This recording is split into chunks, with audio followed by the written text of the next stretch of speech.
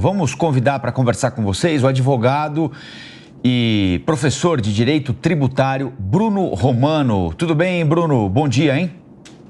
Bom dia, Rafael. Bom dia, Lívia. É sempre um prazer estar aqui com vocês na Jovem Pan. Prazer é nosso. Bruno, a gente fala muito aqui em taxação de super rico, falou isso na discussão interna.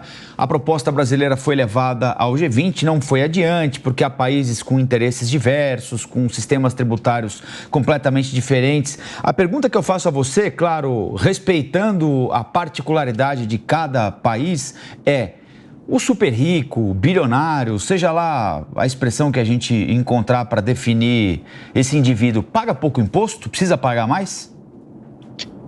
Rafael, uma boa pergunta. Eu acho que depende muito de país, para falar a verdade. Até porque tem países que a tributação dos ricos é bastante elevada. Eu vou dar como exemplo, inclusive, a França, que tem uma tributação sobre grandes fortunas bastante agressiva. E isso, inclusive, a título de curiosidade, levou uma migração de muitos ricos da França para Mônaco, que é um principado independente e é um principado que tem uma carga tributária menor.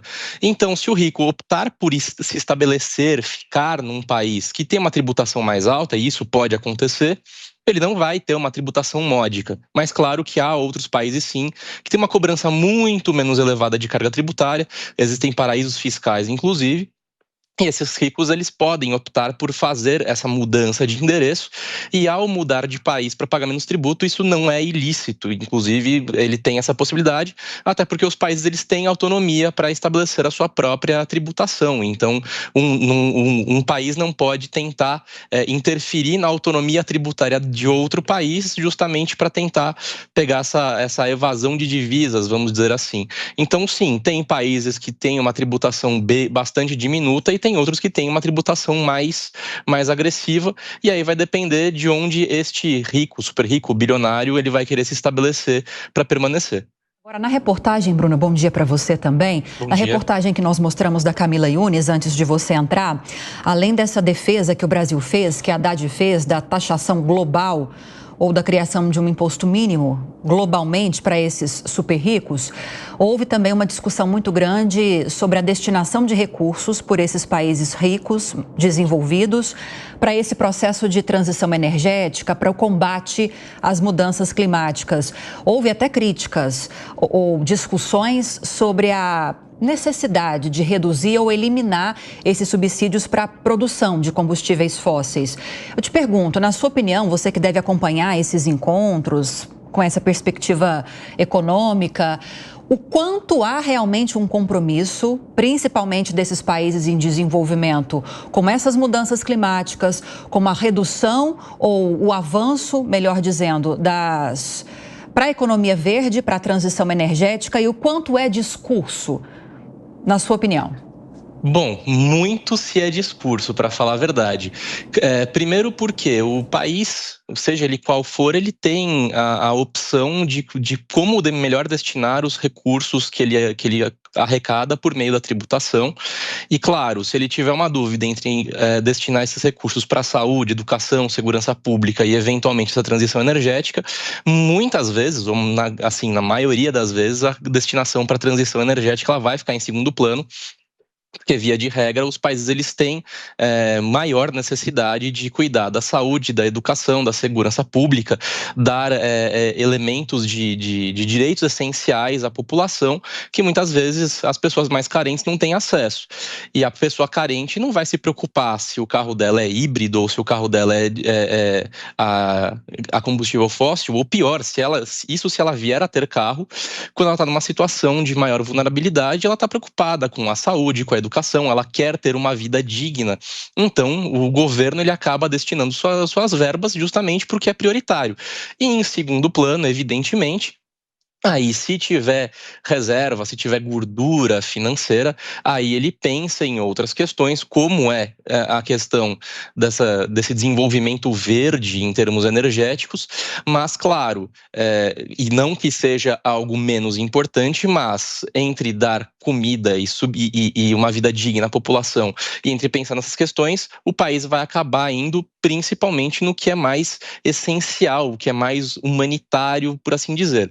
Então acaba sendo muito discurso de muitos desses países, inclusive vale até salientar que recentemente, no mês de janeiro, houve, inclusive aqui no Brasil, nós tivemos uma mudança na legislação que aumenta a carga tributária de maneira progressiva até 2027 dos veículos híbridos. Então até parece um contrassenso divulgar no encontro do G20 essa necessidade, essa preocupação de economia verde, o que é realmente muito, muito, muito relevante, mas em contrapartida aumentar a carga tributária de maneira progressiva dos veículos híbridos que hoje, até 2023, tinham isenção fiscal. Bom, queria colocar o Zé Maria Trindade na nossa conversa também. Bruno, sua pergunta, Zé Maria. Pois é, Bruno, voltando àquela história, né, de impostos sobre os ricos, alguns países taxam de sobremaneira empresas. O capitalismo é o melhor regime, é o que há de melhor em desenvolvimento humano, tecnológico, mas é, por natureza, concentrador. Então, diante disso, inclusive os Estados Unidos tomam alguns cuidados, que uma grande fortuna não passe, por exemplo, por mais de 3 gerações. Se não houver desenvolvimento dos herdeiros, né, crescer a fortuna, ela organicamente acaba pelos impostos cobrados de geração para geração. E aqui no Brasil não há certos cuidados ali de dividir em empresas em vez de pessoa física. Aqui no Brasil, para a transferência pós-mortem, né, que é para herdeiros, é melhor que tudo esteja concentrado em empresas ou CPF? Zé Maria, inicialmente, bom dia, é um prazer falar com você também. E excelente pergunta. Aqui no Brasil, nós temos uma situação bastante curiosa, porque a tributação, via de regra, ela é muito, muito mais pesada na pessoa jurídica. Tanto que, se a gente for analisar, a carga tributária da pessoa jurídica ela é de 34% na tributação sobre a renda, e além disso ainda tem a tributação sobre o faturamento de 9,25%, né? Eu estou falando de imposto de renda e CSL de um lado e PIS e COFINS do outro. Então veja que a empresa sofre uma carga tributária sobre os seus rendimentos de uma maneira muito agressiva, aí beirando aos seus 50%, não chega a 50%, mas está quase lá. Em compensação, a pessoa física que tem um grande patrimônio, ela, por seu lado, ela é tributada em 27,5% e os dividendos eles não são tributados. Por conta disso, o que se vê?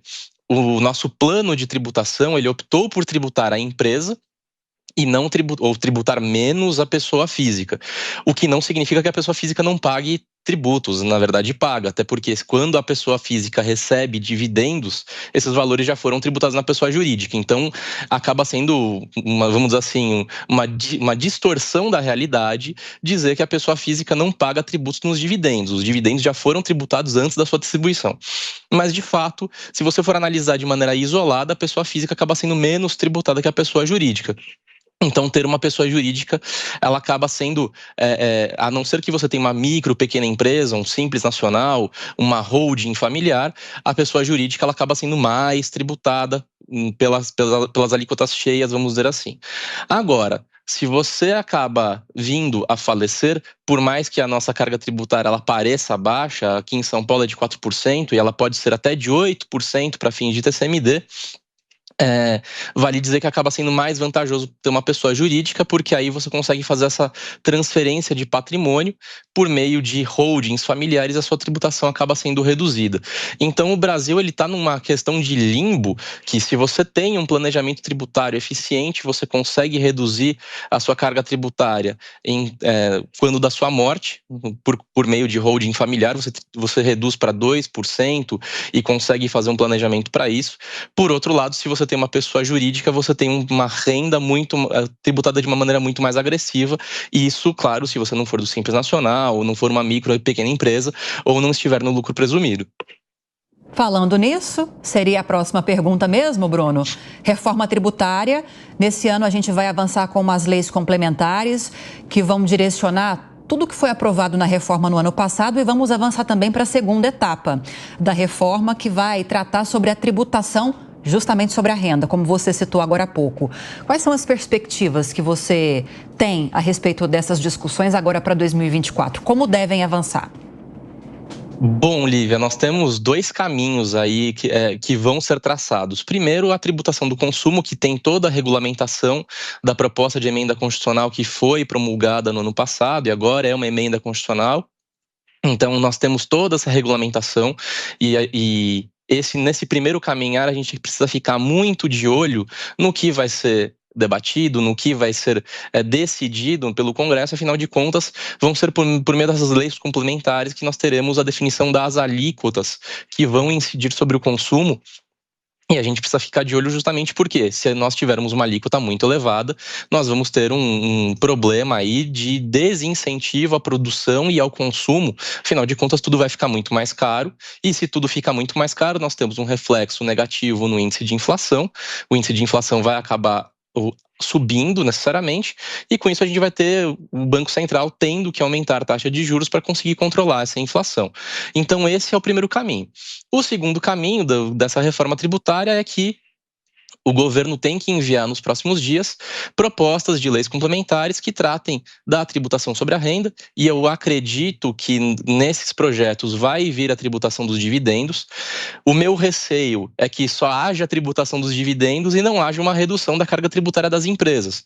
Porque se for assim, a empresa vai ser tributada em 34% de imposto de renda CSL e ainda por cima os dividendos vão ser tributados em 15%, 20%, 25%, seja lá qual vai ser essa alíquota. Nós vamos ter uma bitributação aí bastante agressiva, e esse é um outro ponto de atenção. Se for optar por tributar os dividendos, que haja uma redução sensível na carga tributária da renda das pessoas jurídicas. Isso é uma necessidade. E além disso, a gente também tem uma terceira fase dessa reforma tributária, que é uma reforma da tributação sobre a folha de salários. Isso, inclusive, na emenda constitucional que foi promulgada no passado, tinha a disposição expressa de que tem que haver uma reforma da tributação sobre a folha de salários, e aí é de se esperar que haja uma redução ou uma desoneração da folha de salários, justamente para que haja um incentivo à geração de emprego.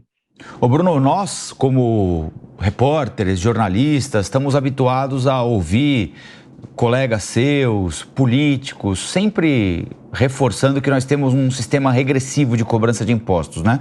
Ou seja, você cobra muito, mesmo que indiretamente, de quem tem menos e cobra pouco de quem tem mais. A gente estava falando agora há pouquinho sobre taxação de super rico, offshore. Você lembrou agora a iminente reforma dos impostos sobre a renda. Se as coisas caminharem minimamente dentro do que é esperado, nós vamos transformar essa equação do nosso sistema tributário ou essa chance vai ser perdida? Rafael, excelente questionamento, e já respondendo, já indo para o final da pergunta, é muito difícil que a gente consiga inverter essa equação de que o nosso sistema seja mais progressivo do que regressivo, porque a nossa tributação sobre o consumo, ela acaba sendo muito elevada, mesmo com a reforma tributária. Dizem, né, que a alíquota que pode vir a ser trazida aí na reforma tributária vai ser de 25% a 27%, o que já é uma das maiores cargas tributárias do mundo para fim de tributação sobre o consumo. E a tributação sobre o consumo, ela acaba atingindo de maneira muito mais agressiva quem tem menor renda do que quem tem maior renda. E por mais que a gente acabe instituindo um regime de cashback, o que é muito válido e o que é essencial, para falar a verdade, afinal de contas, se você vai pagar num vidro de azeite, dando um exemplo, mais da metade desse vidro de azeite em tributo, né, hoje, mais da metade do vidro de azeite em tributo, é necessário que a pessoa de menor capacidade financeira tenha o recebimento desse valor de volta. Afinal de contas, esse tributo que incide sobre o azeite, ele acaba sendo muito mais representativo para quem ganha menos do que para quem ganha mais. E é justamente por isso que nossa carga tributária é tão regressiva. Mas mesmo com a instituição de cashback, o cashback não vai ser para todo mundo. Você vai ter sistemas de cadastro, burocracias, entre outras coisas. Vão ter pessoas carentes que vão acabar não se enquadrando nessas hipóteses. Então, muita gente ainda vai ser tributada. O cashback, ele não vai devolver todo o valor do tributo que você paga. Então, no fim das contas, o sistema ele continua sendo regressivo, porque o nosso sistema tem uma carga tributária sobre o consumo que é muito, muito, muito elevada. Nós precisamos, para conseguir fazer uma mudança nessa sistemática, é uma redução de carga tributária. Só que para que haja uma redução de carga tributária em todos os sentidos, para que haja um incentivo à produção, geração de emprego e de uma maneira diversa, inclusive como uma forma de reduzir essa regressividade e deixar o nosso sistema mais progressivo de maneira efetiva, a gente precisa de uma reforma administrativa, a gente precisa rever os gastos do governo. É claro que muitas coisas às vezes precisam ser tributadas, não estou dizendo que a gente não deve pagar tributos. Afinal de contas, isso faz parte de uma justiça fiscal. Mas pagar em demasia desincentiva a própria geração de riquezas.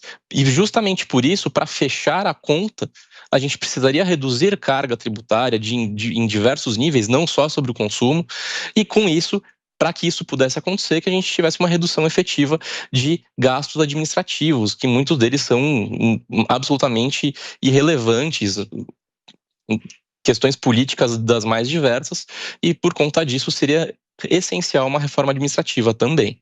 Bom, nós conversamos com o advogado, mestre, professor de Direito Tributário, Bruno Romano. Bruno, muito obrigado pela entrevista mais uma vez, ótimo domingo para você, boa semana, até a próxima.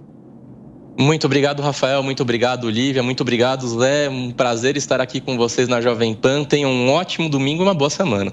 Para nós, obrigada.